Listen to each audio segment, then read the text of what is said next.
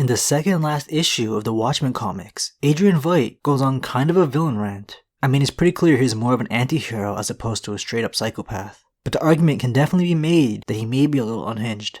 While the Watchmen comic is a short read, we get a pretty good backstory on Adrian and how he became the man that would destroy half of New York and kill millions. He was born in 1939. It was the same year that his parents immigrated to America from Germany. While apart from being one of the Watchmen crime busters, he had the reputation of being the smartest man alive. And as a child, he didn't like all the attention his perfect scores at school brought him. He says people grew suspicious of him, so he purposely achieved average grades. I'm not too sure what he means by saying others grew suspicious, maybe just didn't like all the attention. By the time he was 17, his parents were dead, and he inherited their large sum of wealth. It's not stated what they did for a living or how they acquired all this money, but Adrian does say they weren't intellectually remarkable. He doesn't think he was born with superior genes, but possibly decided to be great at everything. He could have lived the rest of his life comfortably doing nothing. However, he had high aspirations for himself. He was alone, but not because of his parents being gone. His intellect made it difficult for him to relate to anyone. It seems like he had a serious case of superiority complex, because Adrian found no one living can give him any useful advice. The only person he felt a connection with was long dead, 2,000 years dead. He's obsessed with comparing his life achievements with Alexander the Great, an ancient Greek king who tried to unite and conquer the world, and came pretty close in his short 33 years alive. Adrian didn't want his parents' money to be the reason for his own success, so he gave it all away to charity at 17. After conquering Egypt, Alexander the Great founded the city Alexandria, where one of the most significant learning institutions, called the Library of Alexandria, would be built. With conquering comes death and destruction. To Adrian, sacrifices like these mean nothing. A united utopia doesn't come without a cost. He decided to travel the world and retrace his idol's footsteps. After witnessing Alexander the Great's warpath, Adrian went to China and Tibet, where he would train his mind and body. He went through some rigorous training because he would return in a physical state that peaked human capabilities. This man caught a bullet with his hands. The only superhero in the Watchmen universe is Dr. Manhattan. Adrian was just a regular human. He reached this level of skill just through training. He was nimble and acrobatic enough to become an acrobatic performer, who would do these performances to raise money for charities. After he was satisfied with his martial training, Adrian returned to Alexandria, where his hero was buried. It was here that he came to the realization of Alexander's failure. His united land could never outlast him. It only took an infection to take his life and crumble his life's work. Adrian had to find a way to make his impact everlasting. While training in Tibet, Adrian was given a ball of hashish. From my 30-second Google search, I now know this is just a different form of weed. In the Egyptian deserts near Alexandria, Adrian would have a bit of a psychedelic trip after eating the ball of hashish. He says the vision he had transformed him. He heard dead kings walking underground and heard music from human skulls. His trip inspired his life goal. He would become the hero that conquered the evils of man instead of conquering man.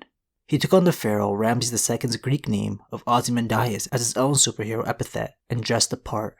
He felt this quest would give him something to say if he were to ever meet Alexander the Great in the Hall of Legends. I guess he means the afterlife. Battling crime as a mass vigilante wasn't getting him anywhere. Crime was only a symptom of the real problem. He took down organized crime groups and even some people doing sketchy things within the government, but it all felt hollow. He says fighting the symptoms left the disease unchecked. It would be the man who he hated most to make him realize how he could achieve his goal of cleansing evil. His fellow masked hero, the comedian, who had been doing the whole crime fighting long before Adrian, said that all the drug dealers and illegal gambling rings they've stopped means nothing in a world on the brink of nuclear war. In this story that takes place in the 80s, the tension between the US and Russia was at an all-time high, and the comedian wasn't joking about being moments away from nukes being sent to either side of the world. Adrian hated this man for being the only person to actually defeat him when he first started out as a vigilante. The comedian didn't know who he was and immediately attacked him. These two are so similar and fun characters to see interact because of their absurdly high IQs and physical strength to match, along with complete mastery of combat. Both are probably also psychopaths. Adrian put his vigilante days behind and focused on business so he can prepare everything he needs to drop a giant mutated squid onto New York and cause world peace. He believed killing millions in an attack that seemed to come from aliens would unite the world, and he was right. At the cost of millions of lives, Russia and America played nice in fear that they might be at war with interdimensional beings. Adrian's always been able to succeed in life because of how accurate his predictions on how things will play out are. He literally sits back and stares at countless TVs on different channels to get an understanding of the world's current climate. When asked if he believes he's the smartest man in the world, and if it bothers him to be referred to as that, he says, "No, that isn't true, but it's very flattering, and I don't mind a bit. If someone wants to call me the world's best groomed man, then hey, that's okay too. No, I don't mind being the smartest man in the world. I just wish it wasn't this one." He killed the comedian since he figured out his sick plan to destroy half of New York. He even got Dr. Manhattan to leave Earth to make sure his plan on world peace would last. Dr. Manhattan's powers made the world a more advanced place, which was why Adrian was able to create a giant monster squid that traveled through space. But the whole world saw him as America's superweapon. Adrian needed Dr. Manhattan gone so opposing countries can trust and not fear the US. His dreams were realized, but Rorschach, another vigilante, also figured it out.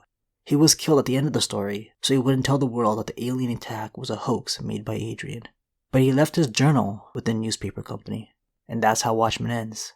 The new HBO Watchmen show is set in 2019 and has an 80-year-old Adrian Veidt up to God knows what. 4 episodes in, and we know very little about his story arc. It's all shrouded in mystery. He's still spending his time with mutations and genetics, however. But Jeremy Irons' portrayal of him is an interesting watch. Thanks for watching, guys. I'll be back with something else soon.